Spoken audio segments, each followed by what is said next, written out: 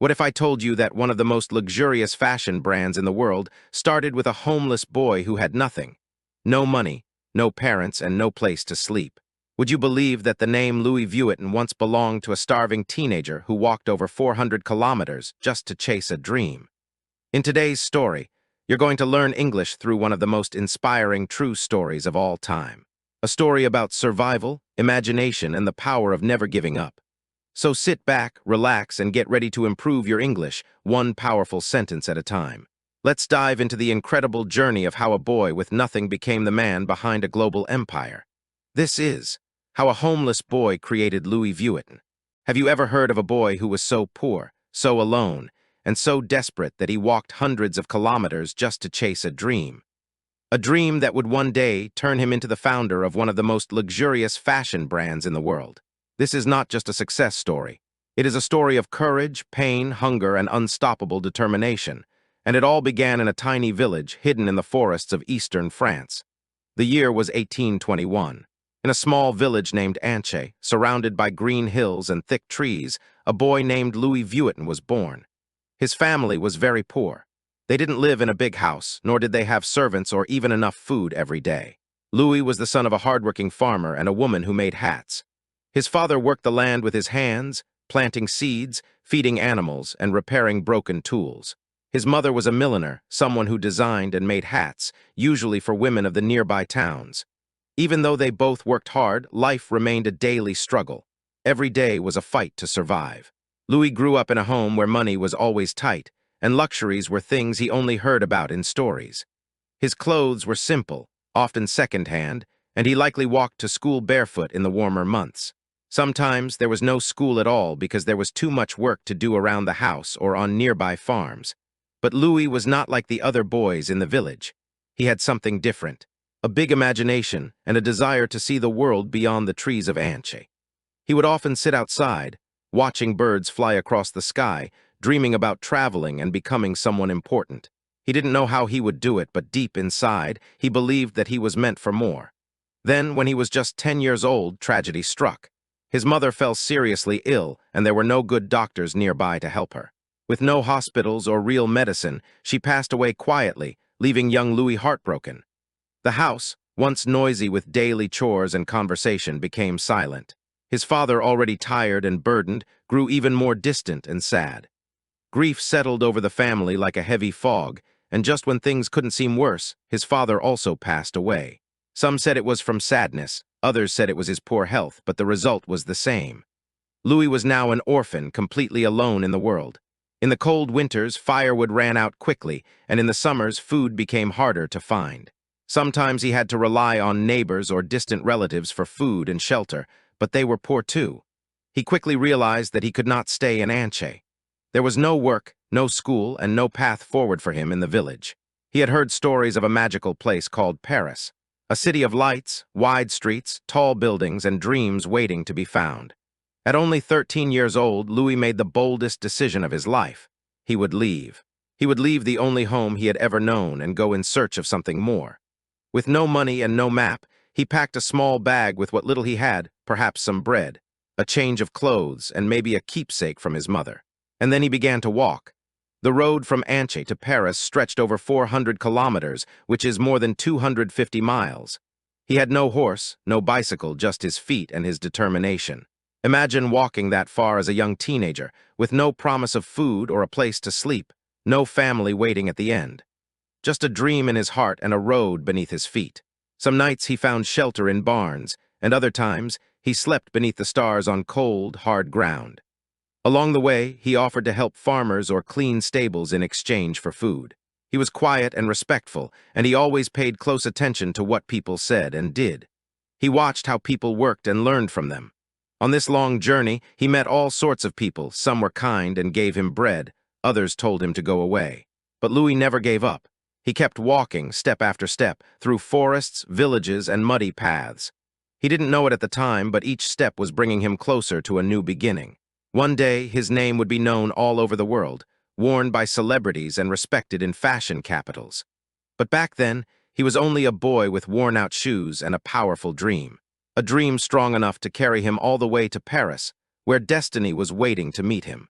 By the time Louis reached the outskirts of Paris, his body was thin, his clothes were worn, and his shoes were barely holding together. But his eyes still carried the fire of a dreamer. He had walked for over 2 years, sometimes stopping in small towns for weeks or months to work odd jobs. He learned to survive by being useful, observant, and polite. Paris was nothing like Anche. The city buzzed with noise and movement, and the buildings towered over narrow streets lined with horses, carts, and people from all walks of life. Louis, still a teenager, found the city overwhelming at first, but he also saw opportunity in every corner. At first, he struggled to find work. Most people didn't trust a skinny boy with no references and no experience. He spent some nights sleeping in alleys and under bridges. On other days, he skipped meals to save the little money he earned carrying packages or sweeping shop floors. But Louis had learned to be patient. More importantly, he had learned to watch, listen, and learn quickly. One day, he heard about a famous craftsman named Monsieur Merchel, who was known throughout Paris for making elegant boxes and trunks for the wealthy. These were not ordinary containers. They were custom-made, designed to carry fine clothing, delicate items, and even secrets for the rich and powerful. Louis stood outside Merchel's workshop, watching the men work through the windows. He admired the smooth movement of their hands, the careful stitching, and the way they measured and cut fine materials with such care. He wanted to be a part of it. He wanted to learn this art. So one morning he cleaned himself up as best he could, walked into the shop, and asked to work. At first, Merchel laughed. A country boy with ragged shoes and dirt on his collar asking to join one of the finest workshops in Paris. But something in Louis's eyes convinced him to give the boy a chance. Maybe it was the quiet confidence. Maybe it was the respect in his voice. Merchel agreed to take him on as an apprentice. The pay was very little, but Louis didn't care. He now had a place to sleep and food to eat. But more than that, he had a place to learn. Day after day, he swept the floors, cleaned tools, and watched the older craftsmen work. Whenever he could, he asked questions, and over time he began to help with small tasks. He learned how to choose the right wood, how to cut it without splinters, and how to shape it with precision. He discovered how to make hinges strong and fabric linings smooth. Louis didn't just learn the trade, he mastered it. He worked longer hours than anyone else, stayed after others had left, and practiced with scraps others threw away. In just a few years, he went from a helper to a trusted craftsman.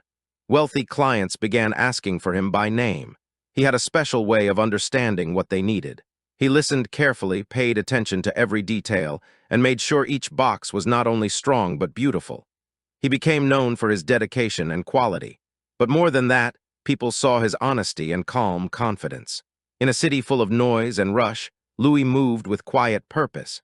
He had made it from the forests of Anche to the streets of Paris, and now he stood inside one of its finest workshops. The dream that had carried him so far was no longer just a dream. It was becoming real, one box at a time. Louis Vuitton had come a long way from the forests of Anche. From sweeping floors to crafting elegant boxes, he had earned his place in the heart of Paris's high society. But something inside him whispered that he wasn't finished. While others were content with their work, Louis kept noticing the same problem. Travel was changing. More people were using trains and steamships, and the old rounded-top trunks were difficult to carry and stack. They were heavy, bulky, and often let water in during long journeys. Louis asked himself a simple question: what if luggage could be beautiful and practical?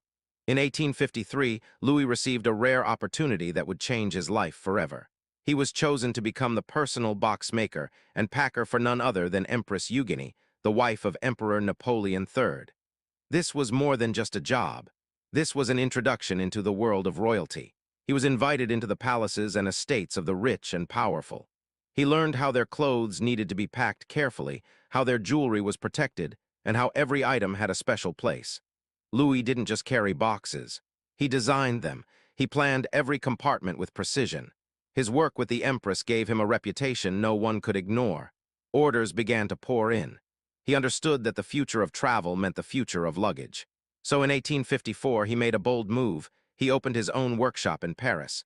He called it Louis Vuitton Maladier. It was located at 4 Rue Neuve des Capucines, right near the heart of the fashion world. From the beginning, he made his own rules. He rejected the rounded-top design and created something revolutionary: a flat-topped, stackable trunk.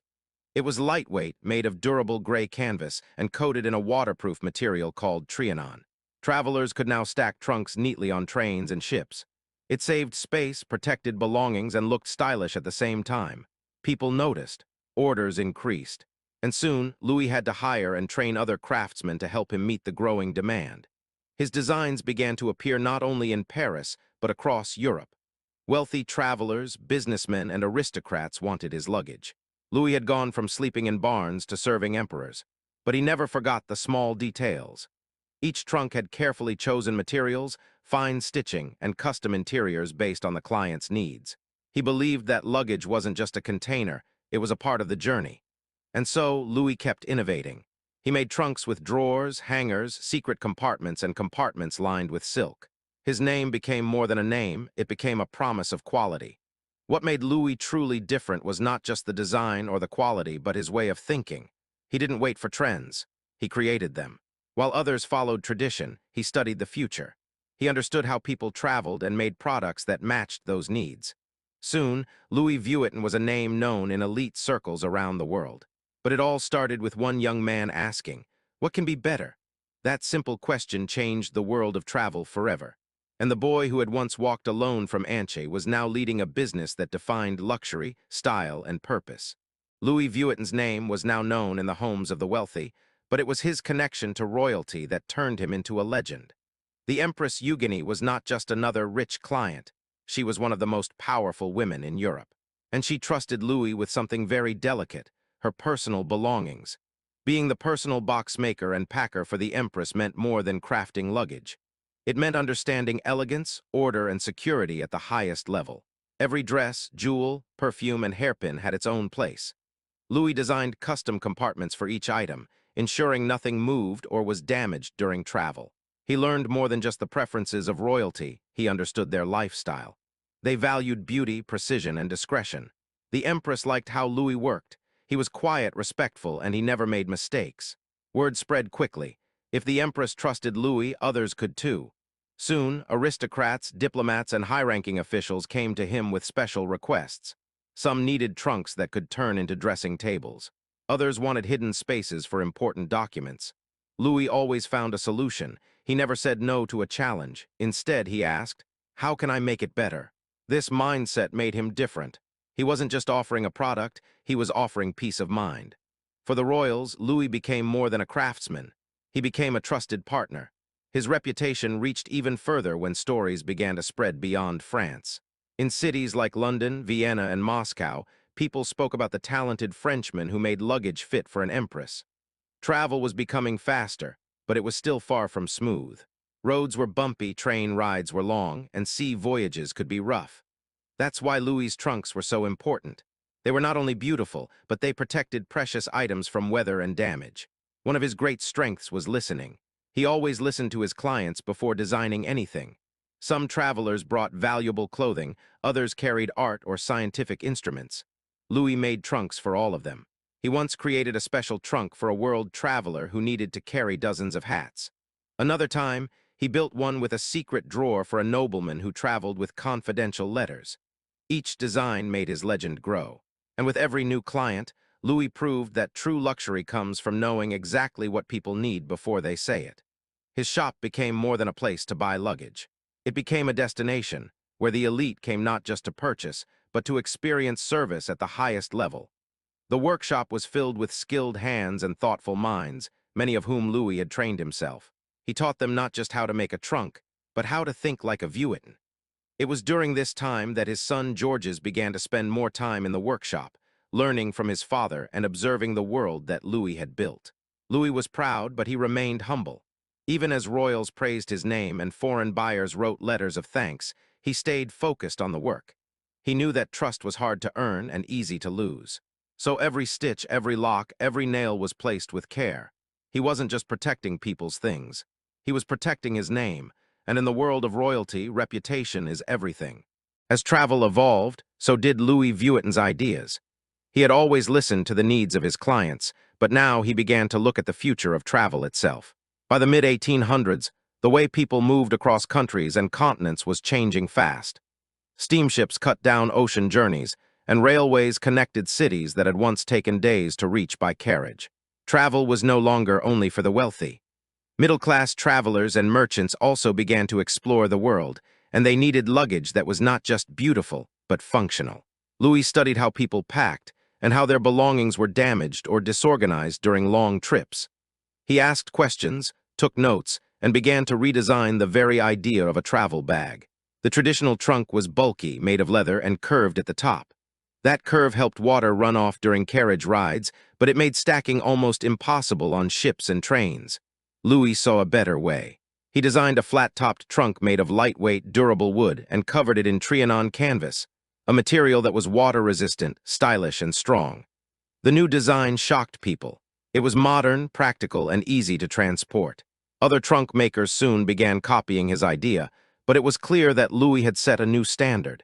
His trunks didn't just carry items, they protected them, organized them, and made travel easier. The flat trunk could be stacked neatly, saving space and reducing damage. Handles were added for easier lifting. Inside, he included compartments for different types of clothing and personal belongings. Clients could even customize the interior. Some needed space for hats, others for tools or jewelry. Louis offered solutions for all. He was no longer just a craftsman. He was an inventor, a designer, and a pioneer. The success of the flat-topped trunk helped Louis expand his business. He opened more workshop space and hired new artisans who he trained personally. He made sure that every person working for him understood the values behind the brand: quality, precision, and respect for the customer. As orders came in from across Europe and beyond, the Louis Vuitton name became a symbol of innovation. His trunks were seen in train stations, aboard steamships, and in the luggage rooms of luxury hotels. Soon, travelers could recognize a Louis Vuitton trunk just by its shape and canvas. It became a status symbol, not because it was flashy, but because it was smart and dependable. As the world moved faster, Louis stayed one step ahead. He didn't wait for someone to ask for something new. He imagined what they would need tomorrow and built it today. When people saw his work, they didn't just see a box. They saw the future of travel. He was solving problems others hadn't noticed yet. He understood that great design was not only about appearance, but about making people's lives easier. To Louis, every corner, every hinge, and every strap had a purpose. Nothing was random. Everything was designed with care and intention. In many ways, he was doing more than making luggage. He was reshaping how people moved through the world. And because of that vision, a simple trunk became a revolutionary object. A tool that didn't just carry clothes, it carried dignity, comfort, and confidence. From royalty to merchants, from aristocrats to artists, people across the social spectrum began to choose Louis Vuitton. And the boy who once walked through the forest with nothing but a dream was now leading the way for an entire industry. With each trunk that left his workshop, Louis proved that the best journeys begin with smart preparation, and with someone who dares to imagine a better way to travel. By the time Louis Vuitton reached the final years of his life, he had already achieved more than most people could dream of. But he didn't see his work as finished. He saw it as the beginning of something even bigger. His shop was no longer just a place where trunks were made. It was a symbol of excellence, visited by the elite, the curious, and the inspired. People didn't just come for luggage. They came for craftsmanship, for design, and for trust in a name that now stood for innovation and reliability. Louis trained every craftsman who worked with him, teaching them not only how to make things by hand, but how to think with purpose. Every employee knew that a Louis Vuitton product had to be more than useful. It had to be exceptional. As the years went on, Louis began preparing his son Georges to take over the family business. Georges had watched his father from a young age, learning both the techniques of trunk making and the values behind every decision. When Louis passed away in 1892, the company was in strong hands. Georges didn't just maintain his father's legacy, he expanded it. He introduced a line of products with the famous LV monogram, making the brand instantly recognizable around the world. He opened stores in new cities and brought the spirit of Louis Vuitton to new cultures and continents. Under Georges, the company continued to innovate. Trunks were updated with better locks, stronger materials, and more custom features. New styles of bags were introduced, each one carrying the family's dedication to quality. What made the brand powerful wasn't just history. It was the way that history was respected and built upon with each new generation. Over the decades, Louis Vuitton became more than a luggage maker. It became a global fashion house. Designers, artists, and fashion icons collaborated with the brand. It expanded into clothing, accessories, and even runway shows, all while holding onto the soul that Louis had created with his first handmade trunk. Today, the name Louis Vuitton is known across the world. It represents luxury, style, and most importantly, resilience. People pay thousands of dollars not just for a bag, but for the story behind it. The story of a young boy who lost everything and walked 400 kilometers to find his place in the world. Louis' journey from homeless orphan to global icon continues to inspire millions. It reminds us that success doesn't come from where you start, but from how far you're willing to go. His legacy lives on in every product that bears his name. It lives on in the hands of craftsmen who still follow his methods, and in the hearts of customers who believe in his vision. And though Louis Vuitton himself is no longer here, the dream he carried through forests, fields, and city streets still moves forward, one step at a time, just like he once did. Because true greatness is not only about reaching your destination, it's about how you travel the road to get there. From the silence of a small village to the salons of Parisian royalty, Louis Vuitton's life teaches us more than just fashion history. It teaches us that hard work, vision, and resilience can shape a legacy that outlives us all. Today, his name is seen on runways, in airports, and across the world. But behind every monogram is a story of courage and determination. We hope this story helped you learn new words, understand English in real context, and feel inspired to keep improving your skills. If you enjoyed this video, don't forget to like, subscribe, and share it with other English learners. And remember, every step you take in learning a new language is a step toward your own powerful journey. Thanks for watching Lang Fac, where stories teach and language lives. See you in the next video.